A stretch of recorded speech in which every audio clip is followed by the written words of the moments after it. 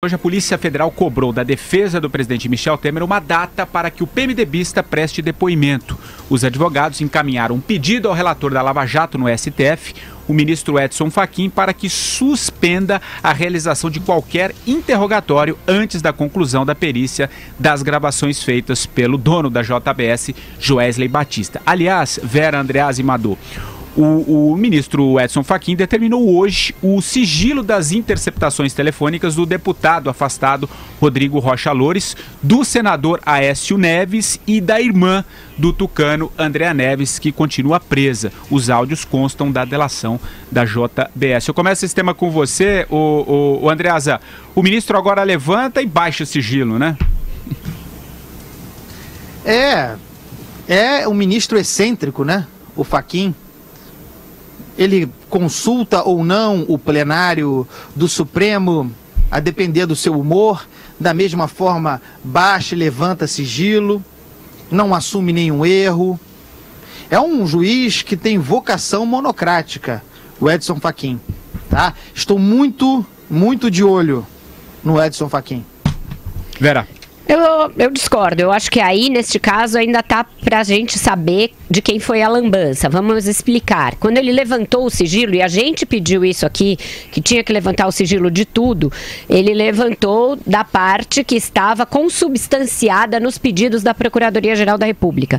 Nesta ação envolvendo a Andréa Neves, havia 4 áudios citados no pedido do Ministério Público. Acontece que foram interceptados telefones dos investigados durante um mês. São mais de 3.000 conversas interceptadas. E estas mídias só podem ser destruídas porque existe uma lei que manda destruir as mídias que não dizem respeito diretamente à investigação, que não tem nada a ver com o objeto da investigação. E elas só podem ser destruídas por ordem do juiz. Antes que houvesse essa ordem, essa mídia vazou. E aí, gente, não há vazamento casuístico, tá? Porque em 3.000 horas foram buscar uma conversa de um jornalista, o Reinaldo Azevedo, com a sua fonte, em que eles discutiam assuntos totalmente alheios a qualquer investigação. Não se falava de crime, se falava de um assunto normal, era de política, porém nada a ver com a investigação. E este áudio vazou, este áudio que não está no procedimento da PGR. Aí começou o jogo de empurra. A PGR empurra para a PF, que empurra de volta para a PGR e para o ministro Fachin. Então, para que a gente impute as responsabilidades corretamente, a gente tem que saber exatamente de onde vazou este áudio. Porque a primeira notícia, o título era PGR anexa conversa de jornalista com irmã de Aécio Neves. A PGR soltou uma nota negando isto e jogando a bucha para a PF, que por sua vez fez o mesmo. Então, o que tem neste momento é um jogo de empurro em que ninguém assume a responsabilidade por algo que é uma ilegalidade, uma arbitrariedade e coloca em xeque a relação da imprensa e a liberdade de imprensa.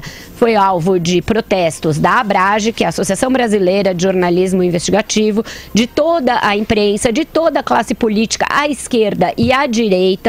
Portanto, simpatias e antipatias à parte pelos envolvidos, o episódio é grave e tem sim de ser investigado.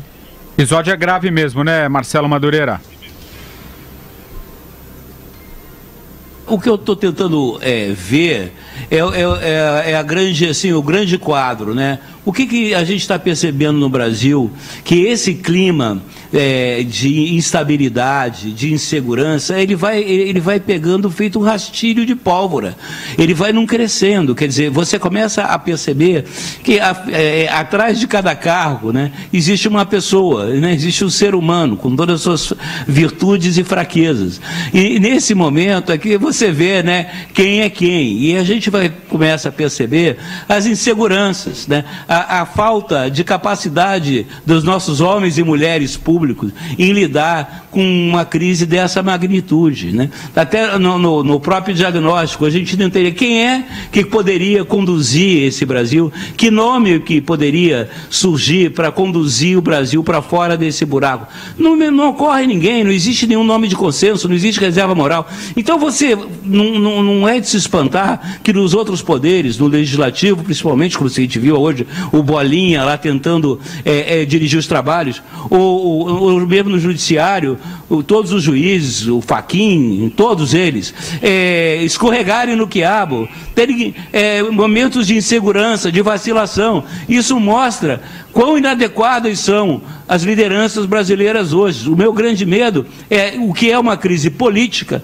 descambar para uma crise institucional. Né? Esse risco estamos correndo, na medida que as pessoas passam a ficar inseguras sobre seus atos, não saberem como conduzir o país dentro da legalidade, dentro das instituições. E isso me preocupa muito.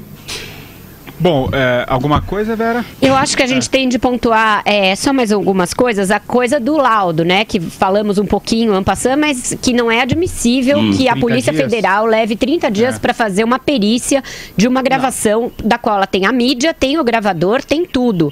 E a mesma coisa nos outros áudios, referentes aos outros céus, que vai levar mais tempo ainda. Os do Aécio Neves vão levar 60 dias. O Brasil não tem esse tempo. Ô, Vera. Essa crise vai ter de se resolver de alguma maneira antes disso. Vera, diga.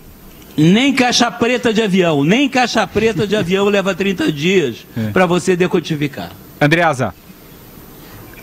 E é o seguinte, independentemente do prazo que leve para a perícia ser feita, e a gente está de acordo que esse prazo de 30 dias que a Polícia Federal apresentou é bizarro, o presidente da República, ou melhor, a defesa do presidente está certa em defender que ele só fale depois do acesso, depois da perícia feita. Isso é óbvio. A Polícia Federal, nesse caso, digamos assim, se antecipou ao processo.